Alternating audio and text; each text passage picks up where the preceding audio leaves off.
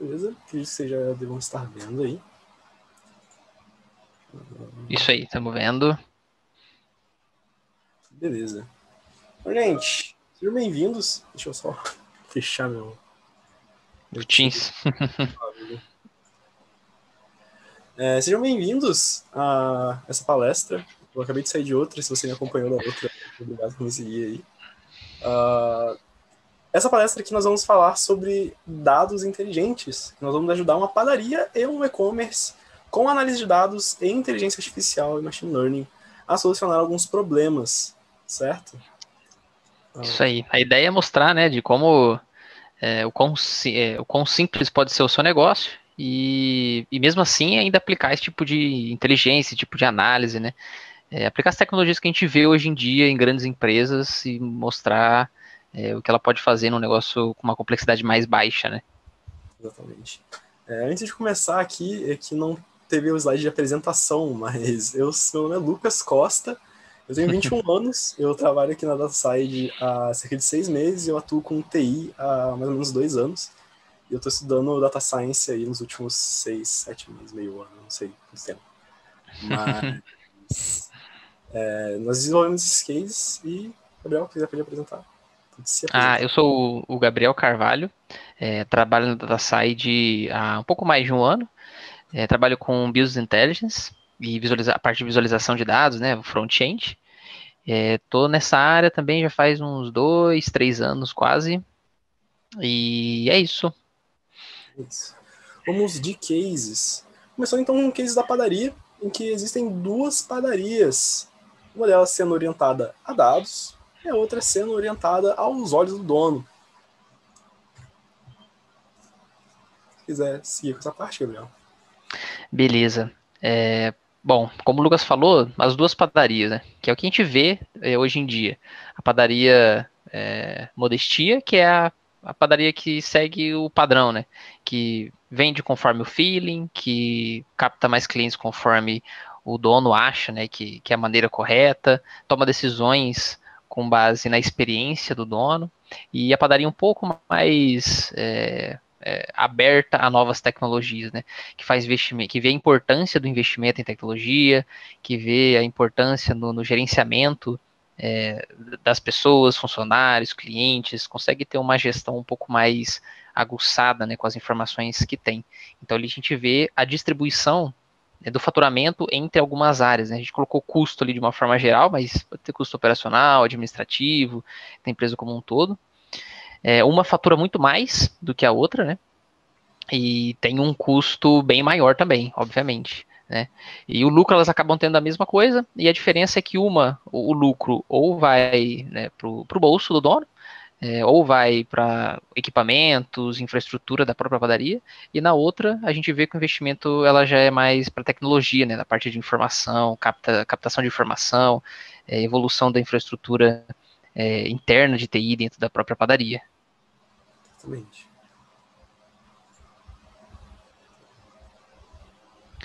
E aí a gente consegue ver a diferença, né, do que as duas têm na hora de tomar uma decisão. A padaria mais arcaica, né, um pouco mais antiga, ela não, ela toma a decisão, conforme eu disse, com base no feeling, né? Então ela não sabe exatamente quanto comprar para estocar, né? Porque ela não sabe quanto exatamente ela vai vender, então ela tem um achismo ali com base nos últimos meses ou com base no que o cara acha que vai vender. Ela produz produtos em excesso, então não sabe quando vende mais determinados produtos, qual é o período do dia que aquele produto sai mais, quem são as pessoas que mais pedem aquele determinado produto. Então ela produz ali uma quantidade que, se ela perder, beleza, não perdeu muito, e se ela vender tudo, ok, conseguiu vender tudo e não perdeu nada.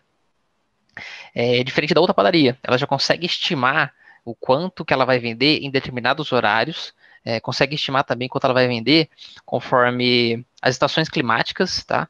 Então, choveu, então o comportamento de consumo de uma padaria tem um comportamento diferente, né? Então, faz mais frio, determinado produto sai mais. Então, a padaria mais nova, ela consegue consegue visualizar isso, né? De uma forma bem mais fácil, mais simples, e tomar essas decisões bem mais assertivas. Ali a outra padaria, por exemplo, a mais antiga, ela é facilmente impactada pelas crises, né? O último item ali. Porque ela não consegue ver com antecedência o que está acontecendo no mercado, né? O que pode acontecer com ela se ela deixar de vender, onde que o faturamento dela está concentrado, né? Se são dos top 5 clientes, se são no top 10, no top 20. Já outra padaria, ela já consegue ter essa noção, ela sabe que, pô, surgiu uma crise ali, o que eu devo cortar primeiro, quais são os clientes que eu devo manter nessa crise ainda para conseguir operacionalizar meu negócio nos tempos difíceis, né? Exatamente. Utilizando o Big Data, né, nós temos acesso a diversos outros tipos de informação, justamente até para essa análise de mercado mesmo. Você pode, por exemplo, estar vendo o preço do trigo, você pode estar vendo a tendência se o preço do trigo é subir, se o preço do trigo é diminuir.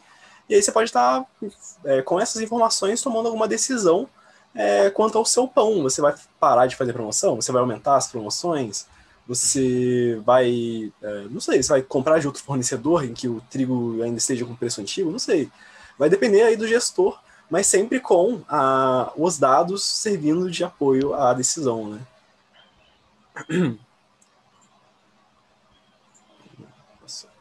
E aí nós temos algumas soluções data-driven voltadas aí para essa padaria que já investe em tecnologia, né? Que seria uma previsão de vendas. E aí a gente vai estar fazendo essas correlações aí das soluções da Microsoft com essas ferramentas. Então, previsão de vendas, nós podemos utilizar, por exemplo, o AutoML, que eu até citei na apresentação anterior aí, quem estava vai entender, que é uma forma de você treinar modelos de inteligência artificial de forma automática, você só passa os dados para ela. No caso de previsão de vendas, você tem que passar dados com valores históricos, né? Você tem que ter a informação do dia, da hora, e o modelo ele vai procurar analisar se existe alguma tendência, alguma sazonalidade nesses dados e vai tentar replicar para os dados futuros. Tem a previsão de custos, que é na mesma linha de raciocínio, ele vai ter base com os custos dos produtos, e aí você vai conseguir fazer uma inferência de algum novo valor, né, que surgiu. Você tem a correlação de produtos, que o equivalente da Microsoft seria o Personalizer, que é um serviço cognitivo que eles prestam, que você consegue transformar, por exemplo, um site aí, um site da padaria, você consegue fazer recomendações personalizadas para os consumidores. Então, se você tem lá consumidores que gostam muito de comprar pão de queijo que seja entregue em casa, você vai mostrar para eles os pão de queijo, né? Você vai mostrar as variâncias de pão de queijo, vai mostrar um cafezinho, por exemplo, também que sai muito com pão de queijo. E você também pode estar fazendo uma análise, que é a análise que a gente fez aqui, que é a análise de correlação entre os dois produtos. Então, se um sai, o outro também pode sair mais. Ou então, existem combinações também que são muito inusitadas, que acabam acontecendo. Existem também a segmentação de clientes, que eu também, coincidentemente, mostrei aí na última palestra, em que eu fiz usando o Azure Machine Learning e a segmentação de clientes. Só que a segmentação de clientes que eu fiz foi para uma empresa de cartão de crédito, né? Nesse caso aqui, queria fazer segmentação para fazer direcionamento de peça de marketing. Nesse caso aqui, você pode fazer uma padaria. Se você tiver base dos seus usuários, saber quantas vezes que determinado usuário entra na sua padaria e sai, saber quantas vezes determinado usuário comprou pão ou quantas vezes comprou bolo, você consegue segmentar esse cliente de acordo com o grupo que ele pertence, né? Uma pessoa que compra pão todo dia é diferente de uma pessoa que vai na padaria só para comprar, não sei... Só vai no fim de semana, de repente, né? No fim de semana também. Tem vários dados que você pode estar analisando nesse quesito de segmentação também. E o primeiro exemplo é justamente esse, da previsão de vendas, em que a gente vai comparar o desempenho do mais tradicional com um cara que investe em dados. Gabriel, se quiser levar essa parte. Aí a gente consegue ver há duas linhas, né? A linha do estoque e a linha das vendas, né? Que são bem atreladas ali no caso de uma padaria, com produtos perecíveis e qualquer outro negócio também que tenha um estoque, que precise de um estoque grande, né? Ali, por exemplo, a gente vê que as vendas da padaria que não adotam essas tecnologias, né? Não se importa tanto com os dados em si, com a informação. Você vê que as vendas, ela acaba sendo bem sazonais, né? Um dia vende muito, outro dia vende pouco, outro dia vende mais ou menos, outro dia também vende mais ou menos, e depois volta a subir, porque assim, o dono ele não tem o controle disso, ele sabe que vai vender, ele sabe que vai vender acima de uma média, por exemplo, né? uma quantidade normalmente que vende numa padaria. Isso aí ele consegue saber por conta do feeling, né? Do que ele já sabe do negócio dele durante anos. Só que ele não sabe com uma exatidão, né? Ele não consegue prever o quanto ele tem que ter de estoque para vender tudo aquilo que ele tem que vender no dia, né? Ou ele deixa de vender por conta da falta de estoque, ou ele não vende tudo que ele poderia vender, né? As chamadas oportunidades. Então, ele não tem trigo suficiente para fazer pão, a pessoa já compra querendo comprar pão e não consegue vender, né? Já vendeu tudo. Então, essa seria uma linha de uma padaria que não utiliza a informação para tomar de decisão, né? Ela segue o que o mercado determina para ela. Exatamente. E aí, já no caso do cara que investe em tecnologia, ele já consegue fazer uma previsão de acordo com as informações anteriores dos dados que ele tem, né? Normalmente, existe uma sazonalidade nos dados, existe uma tendência. Então, digamos aí que no Natal, por exemplo, ele venda mais rabanadas. Ele vai saber que no Natal ele vende mais rabanadas. O dono pode saber, ele tem a ideia de que ele vende mais rabanadas, mas ele não sabe quantas que ele vai ter que produzir para o Natal, por exemplo. Nesse caso aqui é a mesma coisa. Só que aí ele consegue se precaver. Ele coloca um pouquinho a mais ali para caso ele venda tudo, ainda sobra um pouquinho. Porque ele sabe que se ele colocar abaixo daquele valor que ele vendeu nos últimos 5 anos, por exemplo, ele vai estar entrando em falta, ele vai estar com vai estar com menos produtos que ele tem para vender. Então ele vai estar perdendo venda e logo vai estar prejudicando o seu lucro. E também é interessante de mencionar, deixa eu até voltar aqui no slide, é interessante de mencionar que você pode estar analisando não só as vendas que você faz, mas também as vendas que você não faz. Eu já vi casos de lugares que colocam sensores na porta de entrada do estabelecimento, e eles verificam a entrada e a saída de pessoas do estabelecimento. Então, digamos que num dia entraram 20 pessoas no lugar e só houveram 10 compras. Beleza, então 10 pessoas entraram e saíram sem comprar nada. O que está acontecendo? Será que é algum problema que eu tenho nos meus produtos? Faltou alguma coisa? E aí já nasce uma cultura data-driven de estar tentando coletar dados dos clientes, né, que esses clientes que tendem a entrar e sair sem comprar nada, para saber o que está acontecendo. Pô, você queria comprar algum produto que não tem? Qual seria esse produto? Começar para poder evitar que isso aconteça e maximizar as vendas também.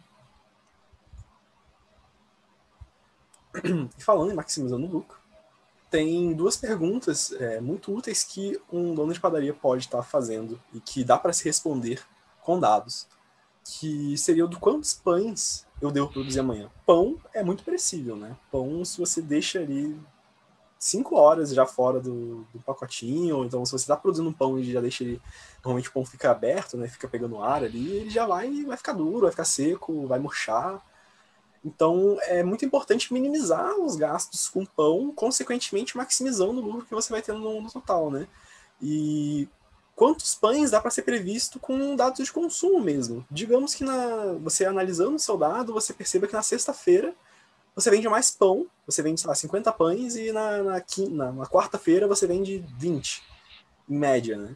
Aí você pode já, com isso, né, com essas informações básicas, já se preparar produzindo a quantidade exata de pão que você vende em média naquele dia.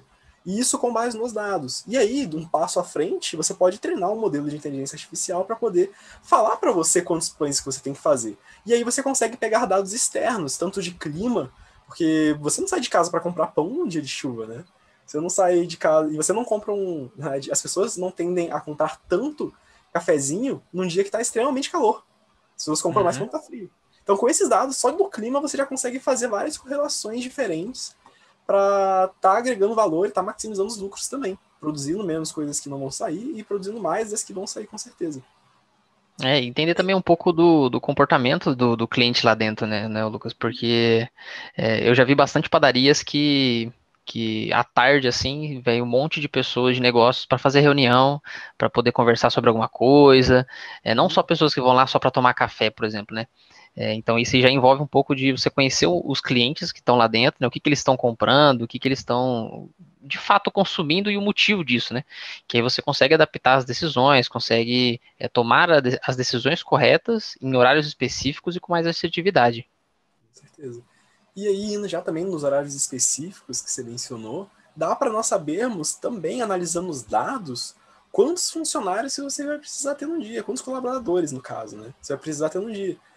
Porque, voltando, por exemplo, do Natal, você normalmente fica com a padaria muito mais movimentada. As pessoas elas passam para comprar refrigerante, passam para comprar rabanada, passam para comprar bolo, comprar N coisas. E você precisa aumentar a quantidade de funcionários, de colaboradores, desculpe, que você vai ter na sua padaria. Da mesma forma que você pode ter que diminuir em um dia, numa quarta-feira aí, que é feriado no dia seguinte, ou então que antecede o feriado, não sei, depende dos dados. Mas você pode estar verificando também um dia que você precisa ter menos colaboradores. Você ter 2 pessoas lá já é o suficiente. Você ter 7, aí já é o suficiente também, vai depender. E dá para gente identificar isso também, criando um modelo de inteligência artificial depois para poder estar fazendo uma inferência nesses dados de forma automática. Para chegar lá, você tá de boa, de repente você chega uma notificação no seu celular falando que amanhã você vai precisar só de 4 funcionários. Daí você seleciona os que você vai precisar e beleza. Ou então prever para a semana também, prever para o mês, quando você vai precisar. Isso é muito importante também para reduzir gasto com colaborador que vai estar lá parado. Quantas vezes você já não chegou em alguma loja de roupa, por exemplo, fugindo um pouco do exemplo, e tinham 500 colaboradores parados lá esperando alguém para atender, ou alguma vez você chegou lá e a loja estava lotada e faltava gente para te atender, né? Aí você consegue, além de também estar beneficiando o seu consumidor, você consegue estar auxiliando, melhorando, né? Maximizando o seu lucro e minimizando os seus custos. E agora a gente vai apresentar um Power BI da padaria. Vou até parar de compartilhar aqui. Show. Deixa eu ver aonde que eu compartilho aqui. Compartilhar tela. Deixa eu ler no chat aqui. Beleza. Já estão vendo? Então sim. Bacana. Esse aqui é um exemplo, né? É um case construído no Power BI de correlação de produtos para uma padaria. Pelo menos essa tela aqui, né? Tem mais uma outra tela também. Onde a gente já consegue identificar através dos dados para ver quais produtos estão correlacionados na hora da venda, né? O que os clientes mais pedem? Qual que é o comportamento deles? Eles costumam pedir o produto A com o produto B? Então isso que a gente costuma ver em sites, né? Às vezes você vai lá e compra um livro, compra uma camiseta, logo embaixo lá tem alguma coisa do tipo, quem comprou esse produto também gostou e tem as opções. Então na padaria também é possível achar esse tipo de correlação e fazer esse tipo de análise, né? Aqui, por exemplo, a gente vê o lanche natural. Então o que ele está dizendo aqui pra gente? Que o lanche natural, ele sai muito com o suco de laranja. Então aqui a probabilidade do seu cliente pedir um suco de laranja quando pedir um lanche natural é de 37%.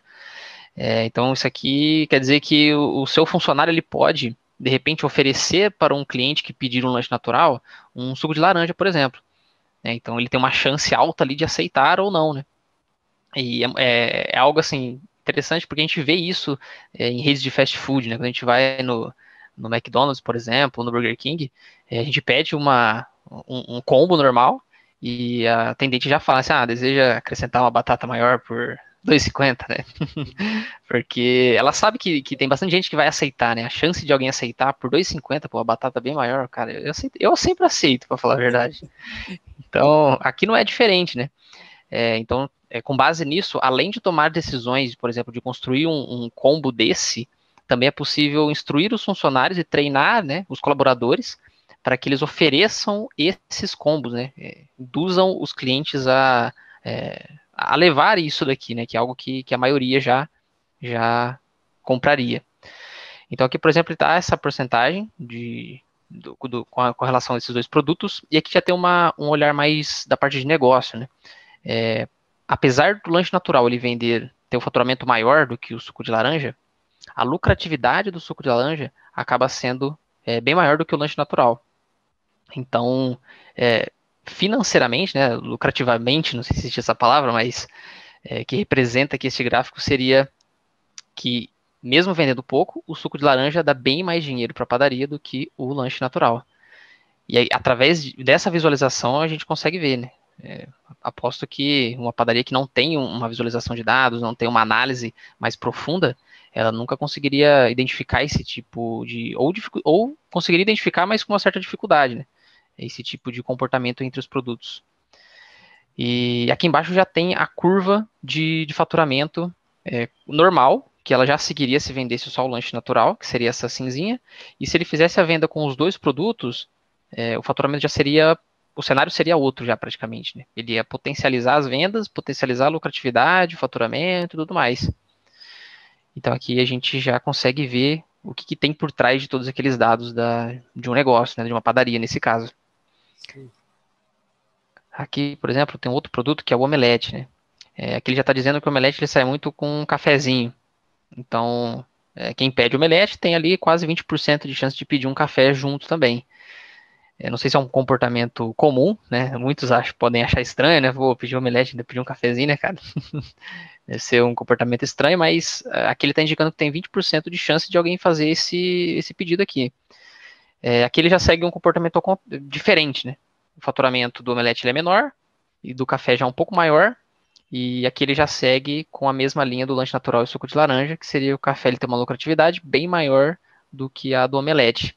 Sim. Aqui, o que daria, né, para enxergar através desses dados e que decisões a gente poderia tomar, por exemplo? Às vezes ele quer aumentar a venda de café, por exemplo, né? Viu que ele tem uma lucratividade maior, ele quer aumentar esse faturamento do café.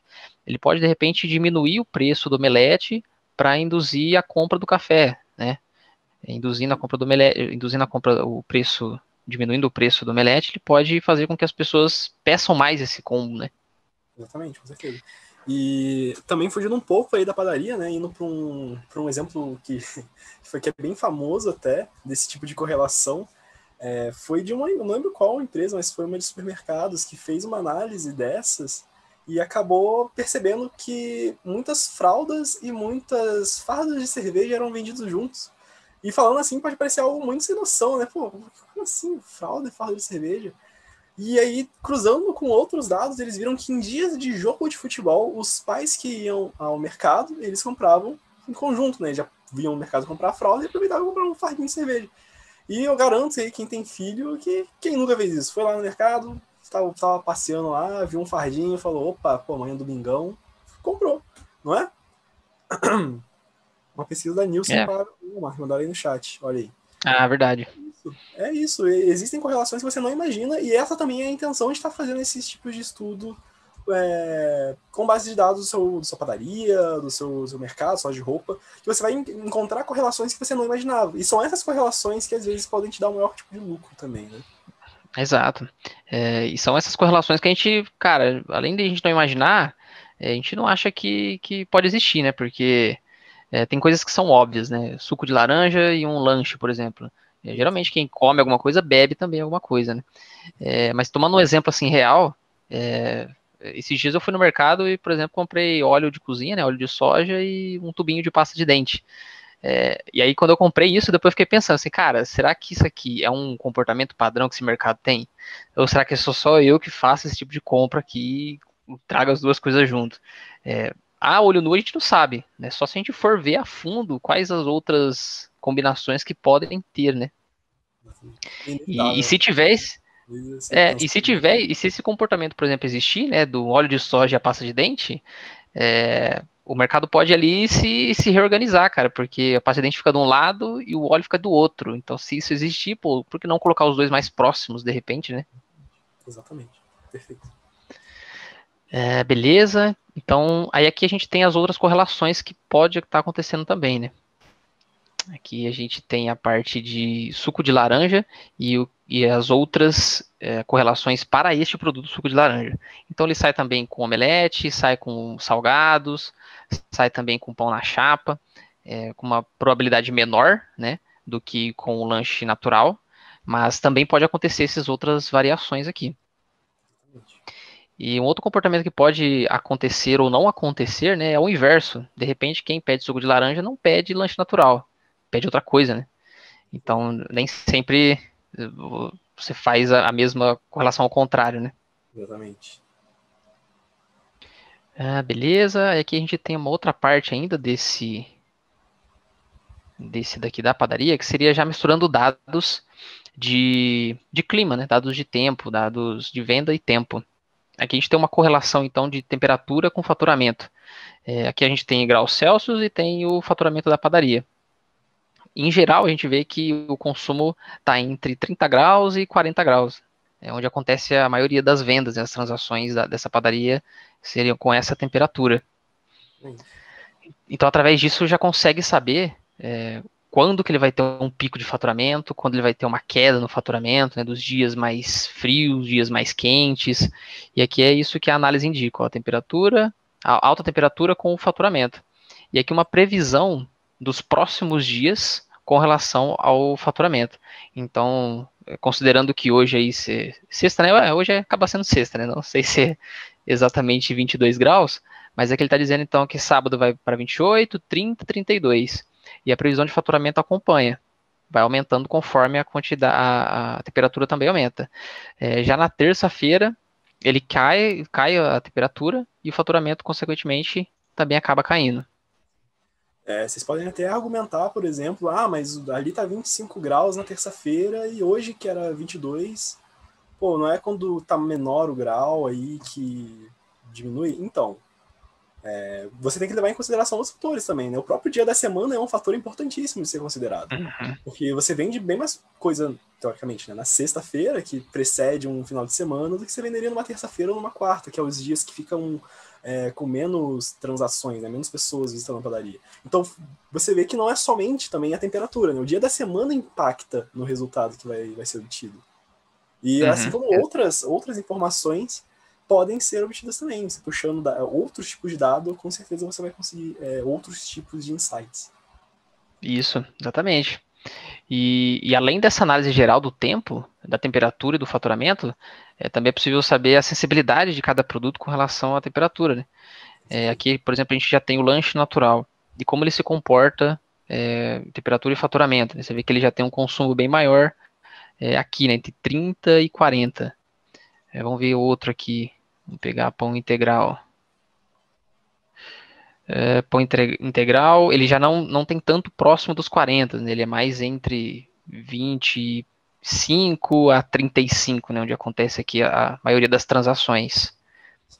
Então, o comportamento da padaria como um todo e o comportamento e a sensibilidade de cada um dos produtos, né? E aí já entra aquilo que o Lucas falou também, que você sabendo quando vai vender e quanto vai vender de determinados produtos, você consegue alocar a sua produção, alocar os seus colaboradores para fazer esse tipo de produto na hora e no momento certo, né? Exatamente. Perfeito. Eu acho que aí finalizou o Power BI da padaria, né? Isso aí, vai voltar aí para o seu slide? Vamos voltar para o slide aqui. Deixa eu parar.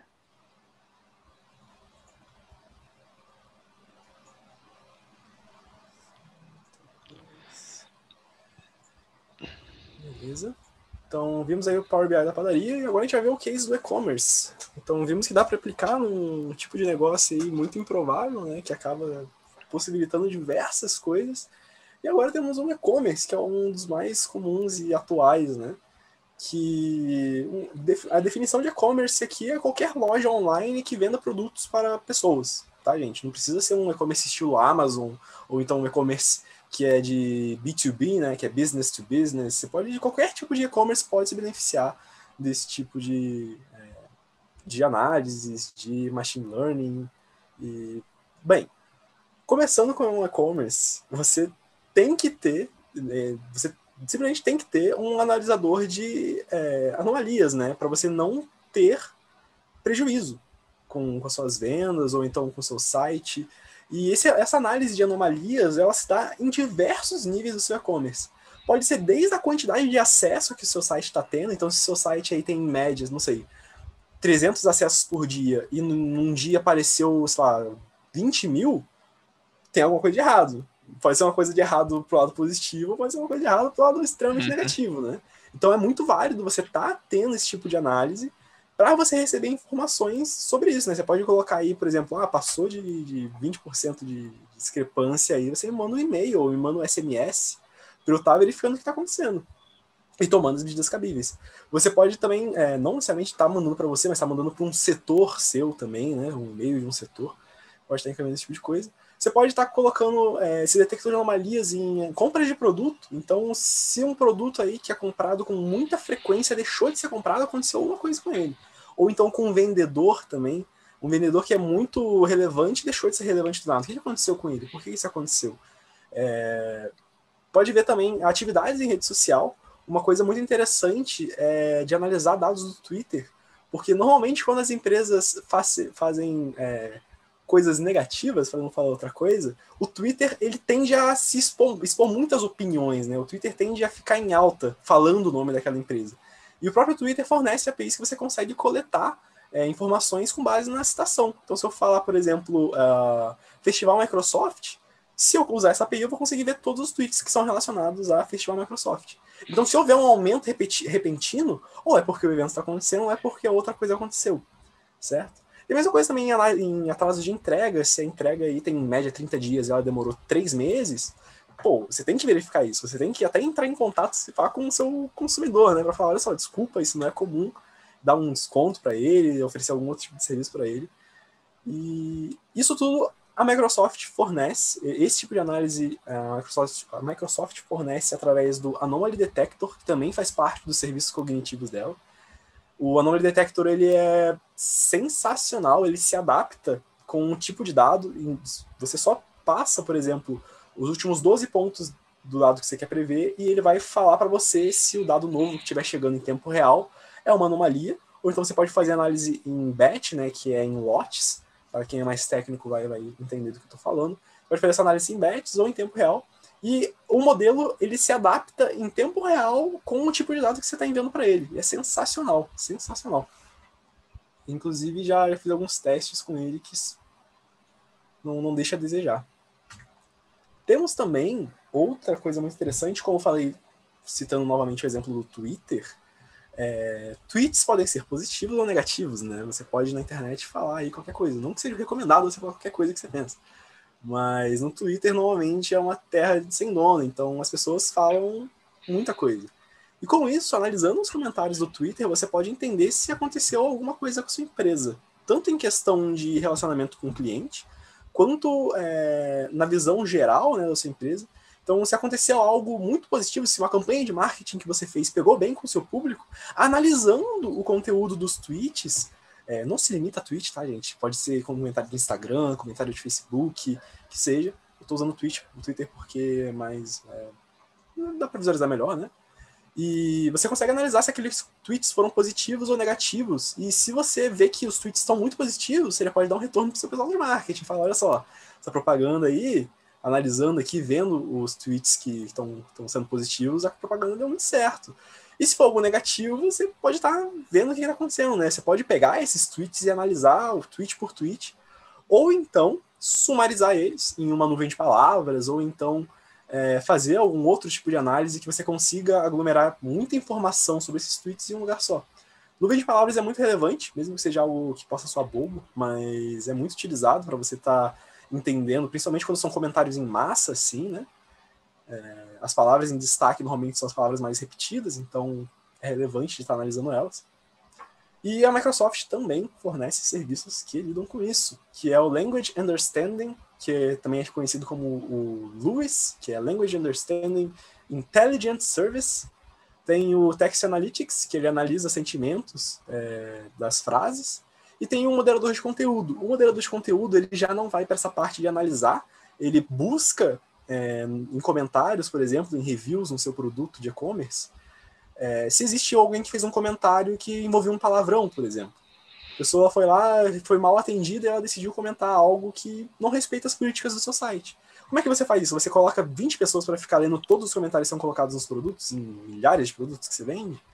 Ou você coloca algo automático que vai simplesmente remover o comentário quando vê que tem um palavrão ali no meio? Entende? Então, esse tipo de análise também é muito relevante para o e-commerce. Passa despercebido muitas vezes, passa despercebido a nós, usuários que estamos consumindo de um e-commerce, mas tá lá também. E nós, como não podia faltar, fizemos também um Power BI do e-commerce. Se quiser mostrar de Isso novo, aí. novamente. Deixa eu compartilhar aqui.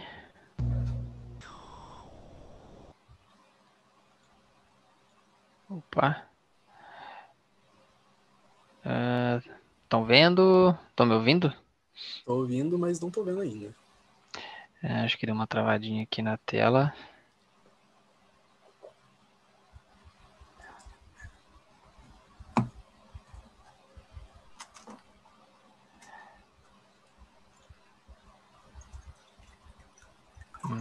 Nada ainda?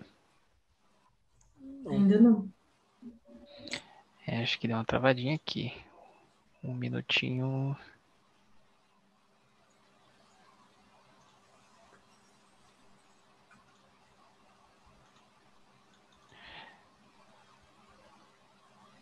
Se quiserem fazendo pergunta aí no chat também, eu vou estar respondendo aqui. Deixa eu até ver se já...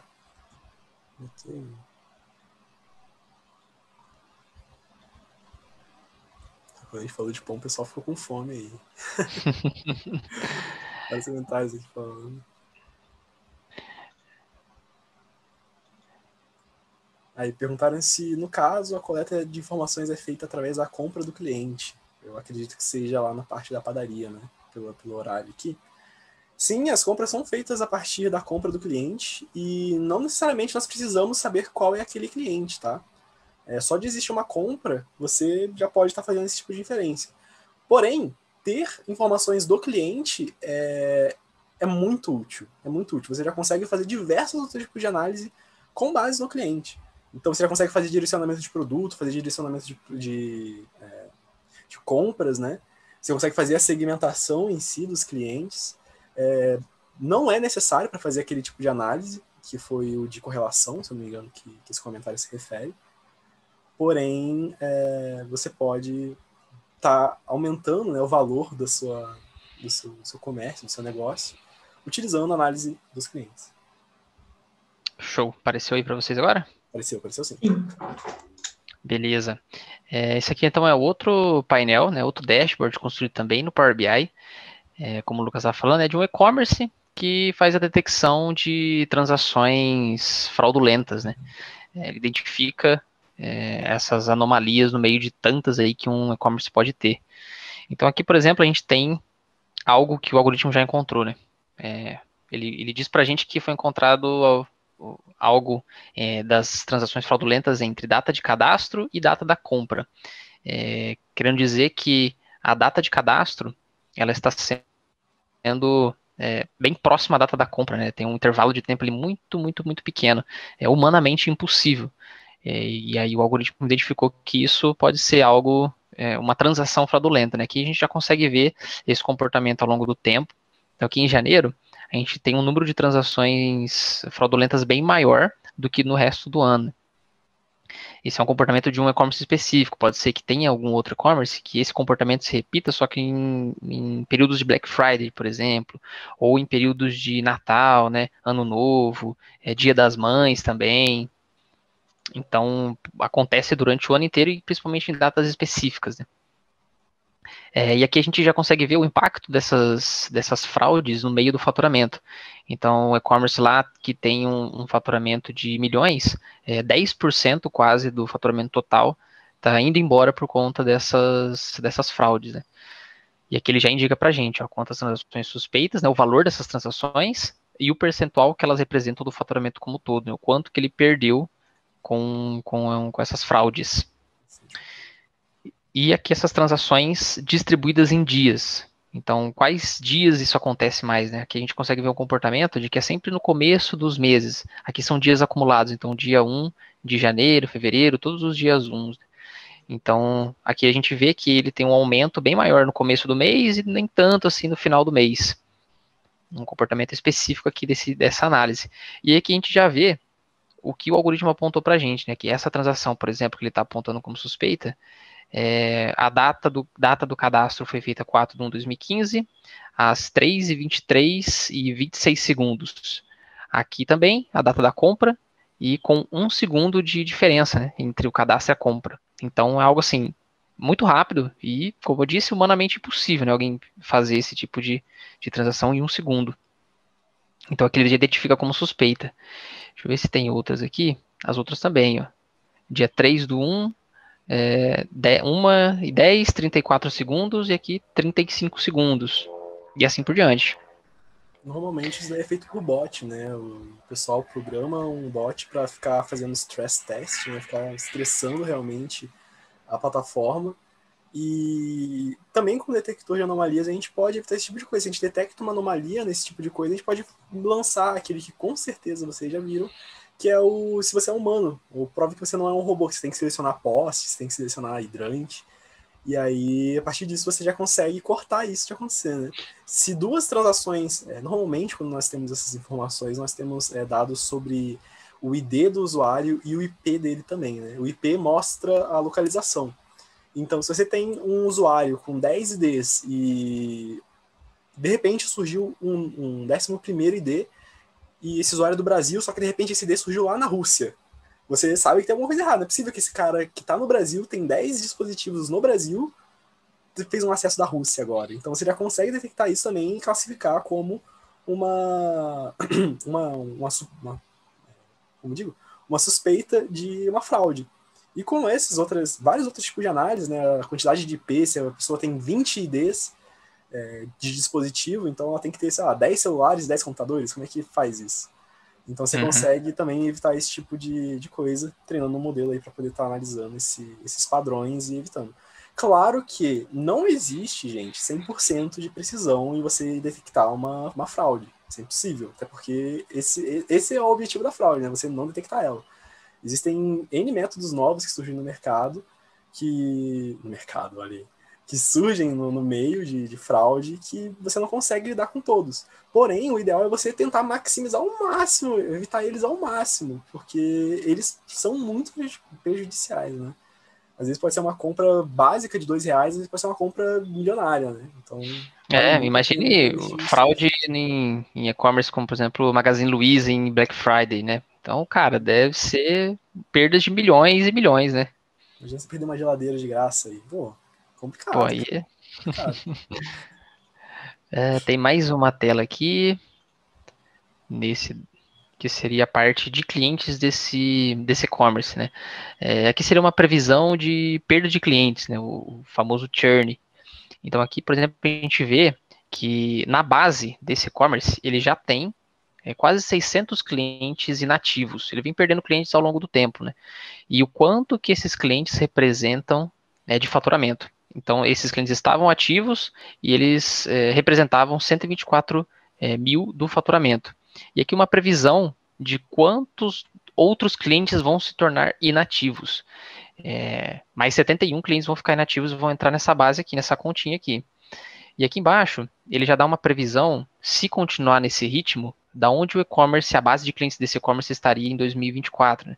Você vê que em 2020 ele tem 763 clientes ativos na base, e se continuar dessa maneira, nenhuma decisão for tomada, o algoritmo prevê que ele vai ter ali uma base de 320 clientes apenas, né? E ativos, né? Isso se a previsão continuasse nos próximos anos, nada for feito, continuaria caindo provavelmente. E ele identificou isso através desse comportamento aqui. Então, aqui a gente tem três coisas que foram apontadas. Os dias sem comprar. Então, clientes que passam ali mais de 27 dias sem comprar, tem uma queda no acesso do site, acima de um percentual, de uma faixa percentual, e deixam de acessar o e-mail, daqueles e-mails de propaganda que a gente vê, de cupons que a gente recebe no e-mail. Esses clientes, eles têm uma alta chance de deixar de ser cliente, né? De entrar para a base de inativos. E foi esse comportamento que o algoritmo encontrou para poder prever esses 71. Então, esses 71 provavelmente já tiveram ou estão tendo esse comportamento aqui em cima. E no mapa mostra essa distribuição, né? Então, ele possui clientes aqui na capital, São Paulo, possui clientes mais aqui, mais afastados, para a parte do interior, e quanto mais vermelho ele fica, mais clientes estão se tornando inativos nessas regiões. Né? Aqui São Paulo está amarelo, então provavelmente ali um ponto de atenção, né, onde provavelmente 71 clientes podem estar, e para conseguir visualizar isso regionalmente, né, distribuído de uma gama maior. Exatamente. Eu vi uma pergunta aqui no chat em que ele fala, o Juca Mello pergunta se normalmente para análise desses dados em pequenas empresas, se nós criamos a base de dados ou extraímos direto do sistema da empresa. Então, num cenário 100% ideal, que nem sempre é o que acontece, essas empresas já estão percebendo, né, elas identificam, nem que seja posteriormente, que a compra foi uma compra com uma anomalia ou uma compra fraudulenta. Quando eles percebem isso, que foi uma compra fraudulenta, surge a cultura data-driven na empresa de começar a salvar esses dados que foram fraudulentos. Então, pô, essa pessoa aqui, ela comprou, que é o exemplo que eu dei, a pessoa que morava no Brasil, estava na Rússia, a pessoa também ela criou a conta em questão de 1 segundo e fez a compra. A empresa, o ideal, né, o cenário ideal seria já estar coletando esses dados, certo? Porém, se ela não tiver, dá para a gente fazer uma análise nos dados de compra da empresa, a gente buscando procurar esses padrões anômalos, buscando identificar essas coisas absurdas, né? Para quando acontecer futuramente, a gente está detectando ela e falando, olha só, aconteceu de novo, faz alguma coisa. Ou então, aconteceu de novo, joga aquela telinha para verificar se é um robô, sabe? Então, depende muito do caso. Depende muito do caso. Também tem que ter a boa vontade, por assim dizer, né, da empresa de estar passando a coletar esses novos dados, que é um esforço, mesmo que seja mínimo, é um esforço a mais, né, e nem sempre elas estão dispostas a entrar na cultura data-driven para poder fazer isso. Porém, vai de casa a casa, certo? Vai de casa a casa. Show. Beleza, então aqui ele mostra, né, essa perda, uma previsão de perda de clientes aí até dos próximos anos, quantos vão ficar inativos, e isso também distribuído regionalmente. Tem mais algum ponto aqui, Lucas, ou pode passar para a próxima? Então deixa eu voltar aqui.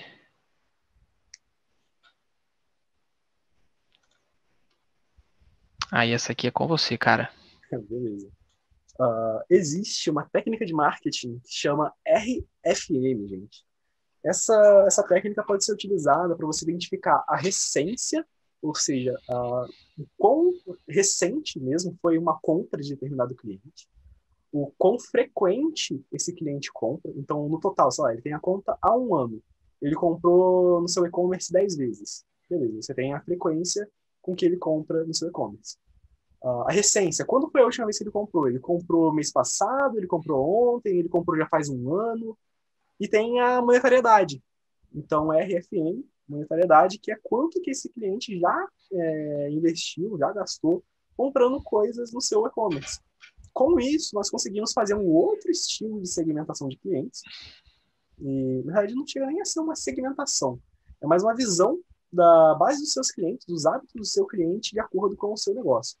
E repara que aí nós dividimos esses clientes em 4 categorias, que são o comum, os importantes, o inativo e o ultra. E nós podemos também visualizar esses dados de cada um desses clientes separadinho. E o que isso nos diz? Certo? Pô, eu estou vendo um monte de bolinha colorida aí, mas não estou entendendo nada. Bom, se eu analisar a comparação de recência com a frequência desse usuário, eu posso ver que eu tenho usuários que compraram mais de 500 vezes e que não compram há muito tempo. Né? E, pô, por que esse usuário que comprou mais de 500 vezes comigo parou de comprar do nada?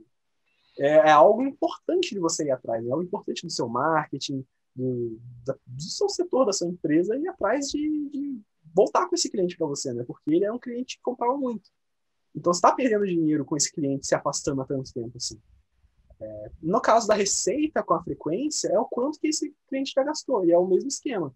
Se esse cliente compra pouco, mas gasta muito, é interessante você investir nele para ele começar a comprar mais. Né? Você fazer promoções para ele comprar mais, porque ele gasta mais. Né? Se ele comprou um item de 40 mil, ele pode estar disposto a comprar um item de 10 mil reais, um item de 5 mil, ou então um item até mais caro, né? Dependendo. Então você consegue fazer esse cliente como um alvo. Né? Você vai entender o hábito de consumo dele e vai direcionar promoções, direcionar propagandas para ele. E se não me engano, eu falei da receita com a recência. O da receita com a recência você tem um cliente que não compra há 1 ano e ele já gastou mais de 100 mil reais na sua loja. Pô, você quer mesmo deixar um cliente que gastou mais de 100 mil reais na sua loja embora? Não, né? Você quer manter esse cliente com você para ele gastar cada vez mais com você, né? Você tem cada vez mais lucro.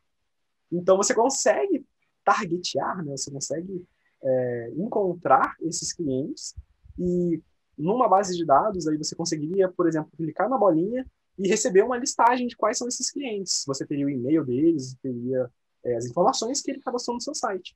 Com isso, você conseguiria fazer esse direcionamento melhor ainda, né? Você manda um e-mail para ele falando, olha só, você não compra há muito tempo, né? Que tal fazer uma compra novamente com a gente, temos aqui essa promoção com 50% de desconto para você, sabe? Para você atrair o cliente de volta para você.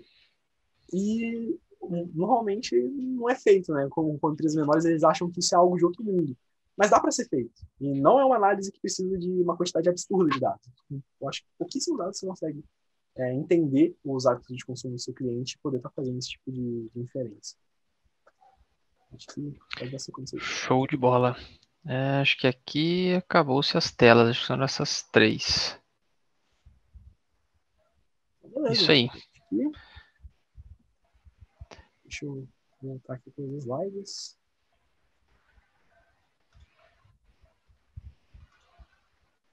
Eu acho que é isso mesmo. É isso, gente. Tem uma pergunta ali do Leandro. Esses algoritmos do Power BI estão disponíveis na versão gratuita da ferramenta? E essas análises, elas não foram feitas dentro do Power BI, Leandro. Ou melhor, né? A visualização de dados foi, né? Mas a análise foi feita por fora, né? Foi feita em Python e outras ferramentas, né, Lucas? Você pode estar usando diversas ferramentas aí para estar fazendo essas análises. Você pode estar usando um Databricks para fazer processamento e depois você joga só a visualização para o Power BI. Você pode estar puxando de Data Lakes que já tem essas transformações também, feitas pelo Synapse. Qualquer ferramenta de ETL aí, você consegue estar fazendo isso, essas transformações. Com Python também você consegue estar fazendo um processo de análise de dados. Aí com Python você consegue estar visualizando isso também. Mas o Power BI mesmo em si, ele não tem essas ferramentas integradas. Tá? Ele é só para visualização mesmo. O Power BI até tem a opção de você estar fazendo análise de sentimento embutido nele, mas eu acho que é uma versão paga do Power BI, uma versão embedded do Power BI. Isso aí.